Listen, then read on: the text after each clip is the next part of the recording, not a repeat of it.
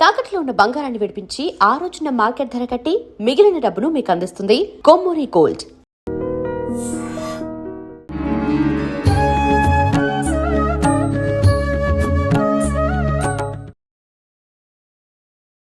నమస్కారం.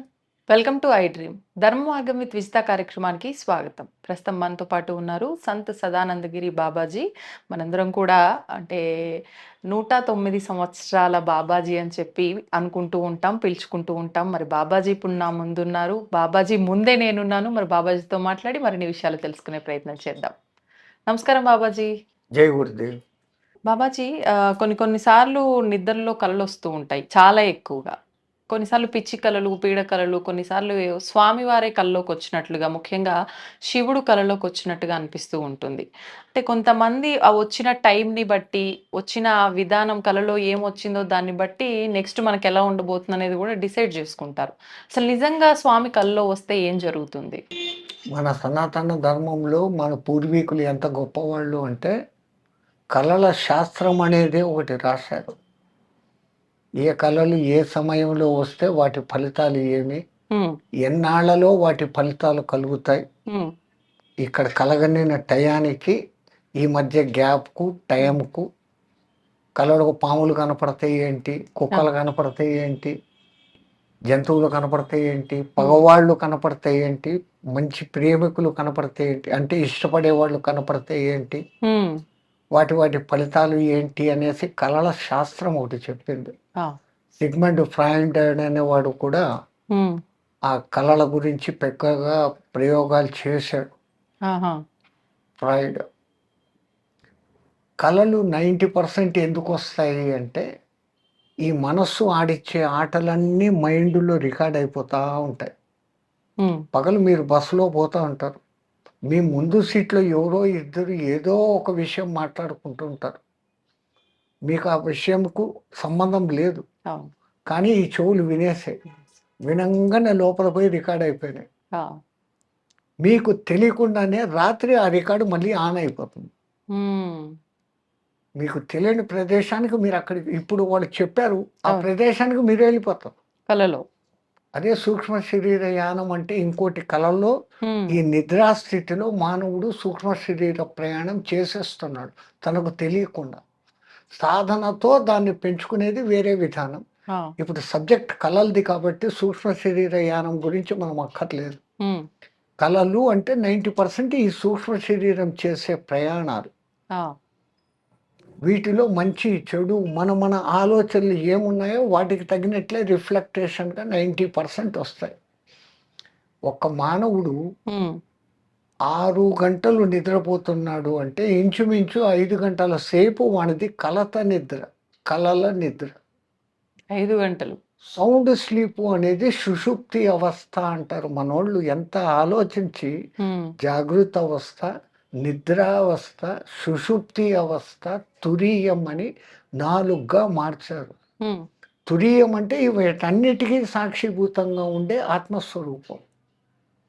ఆ సుషుప్తిలో తాను ఆత్మస్వరూపుడిగా మిగిలిపోతాడు. అక్కడ మనస్సు లేదు, ఇంద్రియాలు లేవు. ఇంద్రియాలు ఎలాగూ లేవు నిద్రపోయినప్పుడే. ఏదీ లేని స్థితిలో తానుగా ఉండిపోయి రమించే స్థితిని సుషుప్తి అంటాం. కానీ ఆ సుషుప్తిలో పొందిన ఆనందాన్ని మానవుడు బయటికి పొద్దున లేసి I had a very sound sleep, నేను చాలా బాగా నిద్రపోయాను అంటాడు. ఈడేమో పడుకొని ఉండడు, ఈయన్ని దాటుకొని ఇంకోటి పోతే కూడా తెలియదే. అటువంటిది ఈయనకి మళ్ళా ఈ అనుభూతి ఎట్లా కలిగింది? ఈ అనుభూతి చెందుతున్నవాడు ఎవడు? లోపల ఉన్నటువంటి ఆ తురీయ బ్రహ్మ ఆత్మ. తాను ఎప్పుడు ఆ నిజస్థితిలో ఉండాలంటూ. కానీ ఎప్పుడైతే మనిషి నిద్రలో నుంచి మెలకువకొస్తాడో మనసు మేలుకుంటుంది. ఇంకా ఆ మనసు చూసిన కళ్ళు, వింటున్న చెవులు, చూస్తున్న వాసనలు, చూస్తున్న రుచులు, స్పర్శలు, వీటి ప్రపంచంలో పడిపోయి మునిగిపోయి వీడిని పాడు చేస్తాం. వీటన్నిటి రికార్డింగులు 90% వస్తుంటాయి. ఇట్లా కాకుండా సూచనాత్మకమైన కళలు వస్తూ ఉంటాయి.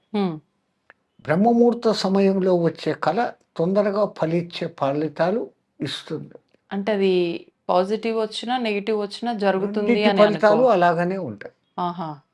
అంటే ఇంకా కళల శాస్త్రం లోపలికి డీప్‌గా వెళ్ళి ఏ కళ యొక్క ఫలితం ఏది అని చెప్పుకుంటే గంటలైతుంది. ఇది మనకు సంబంధం లేదు. మీరన్నట్టుగా నెగెటివ్ కళలు, పాజిటివ్ కళలు ఆ!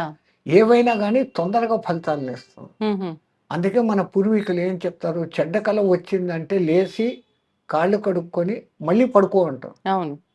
మంచి కళ వస్తే తలారా స్నానం చేసి ఇంకా నిద్రపోవద్దు అంటారు. హ్మ్. అంటే ఆ కళ తొందరగా ఫలించాల. మంచి కళ వస్తే హ్మ్.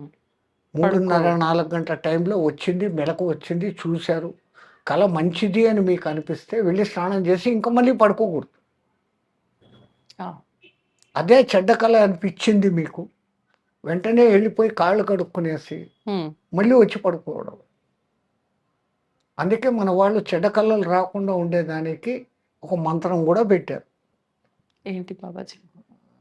రామం స్కందం హనుమంతం వైనతేయం రుకోదరం శయనకాలే పటే నిత్యం దుస్వప్నం తస్య నశ్యతి. వీళ్ళ పేర్లు హ్మ్. రామం, స్కందం అంటే సుబ్రహ్మణ్యుడు, రామ్ అంటే రాముడు, సుబ్రహ్మణ్యుడు, హ్మ్. రామం, స్కందం, హనుమంతం హనుమంతుడు, ఆ! వైనతేయం గరుత్మంతుడు, రుకోదరం భీముడు. హ్మ్. వీళ్ళ పేర్లు తలుచుకున్న మంత్రం చేత దుస్వప్నం తస్య నశ్యతి ఆహాహా! అనేసి రాత్రి అది అనుకొని ఇట్లా అని ఇట్లా పూసుకోమంటారు. అరికాలుకి. మన అరికాలకు హ్మ్. మనమే పూసుకోవడం అని అంటారు. హుహు. అరికాలకు ధూళి ఉంటుంది. అవును. ఎంత కాళ్ళు కడుక్కొని పడుకున్నా గానీ ఉంటుంది. ఈ ఒళ్ళు మట్టి ఉంటుంది. ఈ అరికాళ్ళు ఎప్పుడు భూమిని అటాచ్ అయ్యి ఉంటాయి. హ్మ్. 90% నిద్రపోయినప్పుడు తప్ప మానవుడు కాళ్ళు కిందనే పెట్టుంటాడు. నడుస్తాడు, తిరుగుతాడు, పరిగెత్తాడు, ఏమైనా చేస్తాడు. అవును. ఆ భూమి అటాచ్‌మెంట్ ఉంటుంది. హ్మ్. ఆ భూమాత యొక్క శుభం నీకు కలగాల అని ఆ కాళ్ళని తీసుకొని ఇట్లా అనుకోని పడుకోరా బాబు అంటాను. హ్మ్. సైకలాజికల్‌గా చూస్తే కూడా నేను ఇట్లా పెట్టుకున్నాను, నాకు ఈ పొద్దు రాత్రి కలలు రావు అని వీడు ఆటో సజెషన్ ఇచ్చుకున్నట్లు. హుహు. ఆ ఆటో సజెషన్ ప్రకారమే జరిగిపోతుంది. జరుగుతుంది. సో, వాళ్ళు ఎంతెంత ఆలోచిస్తారమ్మా మన పూర్వీకులు ప్రతి హ్మ్. చిన్న విషయంలో కూడా. అవును.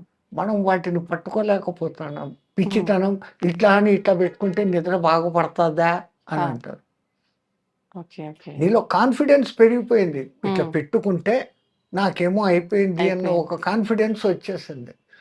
ఆ కాన్ఫిడెన్సే మిమ్మల్ని ముందుకు తీసుకెళ్తుంది. సౌండ్ స్లీప్ వచ్చేస్తుంది. అన్నీ వచ్చేస్తాయి. హ్మ్. హ్మ్. అదట్లా. మరిప్పుడు మీరన్నట్టు శివుడే కలలో వస్తే మనకేదైనా ఇండికేషన్ ఇస్తున్నాడు అనుకోవాలా? లేకపోతే మనం ఎలా మనకాయన దర్శన భాగ్యం కలిగిందనుకోవాలా? అదృష్టం కదా! పరమాత్ముడు కళ్ళకు కనపడము అది విష్ణువు, నారాయణుడో, హరియో ఎవరో ఒకళ్ళు. హ్మ్. ఆ దివ్యమంగళ రూపము ఆ రూపంగా అన్నా కళల్లో అయినా కనపడగలగడం ఎంతో పుణ్యవంతమైన విషయం. హ్మ్. అనవసరంగా భయపడిపోయి మీరు శివుడు శ్మశానవాసి వాడు ఆ! కనపడినాడంటే ఈడు తొందరగా వెళ్ళిపోతాడు ఇంకా అనుకోని పిలిచేదానికి వచ్చాడు. ఆ! ఇయన్నీ పిచ్చి భ్రమలు కలిగిస్తారు. అంతే. భ్రమ మాత్రమే. వాస్తవం కాదు. ఎక్కడికెక్కడికి నువ్వు ఏమేమి చేసినా ఆఖరికి రావాల్సిన చోటు ఇదిరా అని నీకు గుర్తు చేసేదానికి ఆయనకు శ్మశానవాసి అనే పేరే గాని, ఆయన అంత ఏం లేనివాడు కాదు. సర్వైశ్వర్య సంపన్నుడు, సకల ఐశ్వర్య ప్రదాత. హ్మ్. మరి ఆ దివ్యమంగళ రూపము మెడలో పాముతో, త్రిశూలముతో, 3 కండ్లతో, పైన శిఖలో గంగతో ఆ మహానుభావుడి దర్శనమైతే ఇంక దానికి మించిన భాగ్యం ఏంటి? అవును. ధన్యవాదాలు బాబూజీ.